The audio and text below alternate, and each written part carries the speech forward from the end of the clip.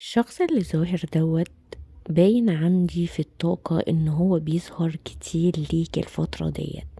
ممكن تكوني بتشوفيه صدفة في العمل او جار ليكي او حتى في الجامعة او في الدراسة.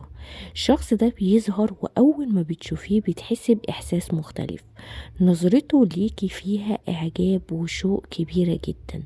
هو لسه ما عندهوش طاقة حب 100%. عشان كده هو لسه ما اتكلمش معاكي، بس انتي بتحسي احساس مختلف جدا لما بتشوفي الشخص ده. احساس براحة او احساس بحب او احساس ان انتي عايزة تكلميه. حاسة ان عيونه فيها كلام، وحاسة كمان ان هو بيديكي طاقة غريبة.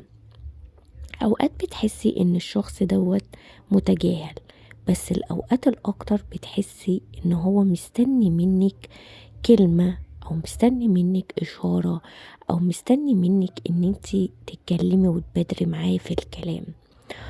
الشخص فعلا عنده طاقة اعجاب كبيرة جدا. الشخص طويل وعريض، وملامحه تشبه ملامحك بشكل كبير. هو في الحقيقة ما يشبهكيش، بس انتي بتشوفي ان هو يشبهك في الملامح، كأنك عارفاه قبل كده او شفتيه قبل كده. او لما بتبصي وتركزي في نفسك بتحسي ان انتوا شبه بعض، فيكم من بعض، او حتى الظروف بتربطكم نفس الظروف بعض. لان انتي احساسك بالشخص ده كأنه شخص انتي عارفاه، شفتيه قبل كده، اتكلمتي معاه قبل كده، مش شخص جديد.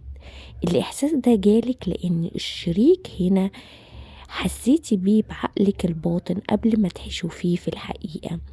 توأم روحك ظهرلك فعلا في خيالك، ممكن تكوني شفتيه في حلم، او حتى تكوين ملامحه انت تخيلتيها في حياتك قبل كده.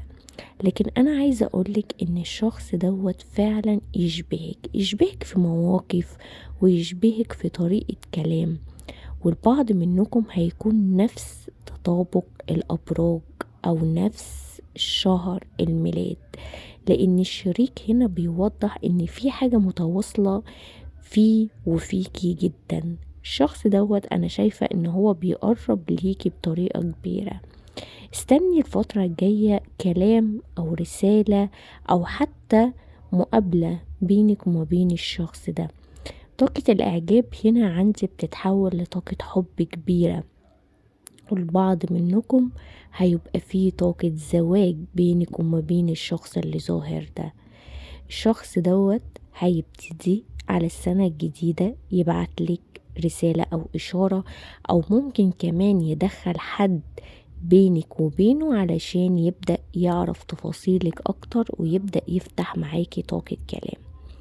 ما تيأسيش حتى لو الشخص ده ساكت لحد دلوقتي. انت عايزة الامور تمشي بسرعة، وعايزة الامور تتفتح معاكي بسرعة، بس مشاعر الشخص بيقول ان هو عايز الموضوع يبقى جدي.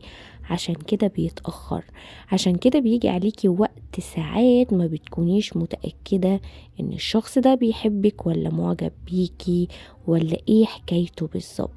لكن اللي ظاهر النهاردة في ورق الطارود ان الشخص معجب وبيحب جدا، وهيفتح معاكي طاقة كويسة جدا الفترة اللي جاية.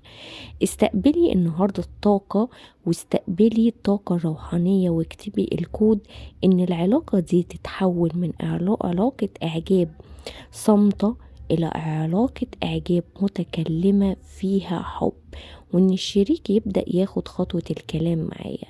اكتبي في الكومنتات 5542، كود روحاني مخصص لتحريك العلاقة النهاردة.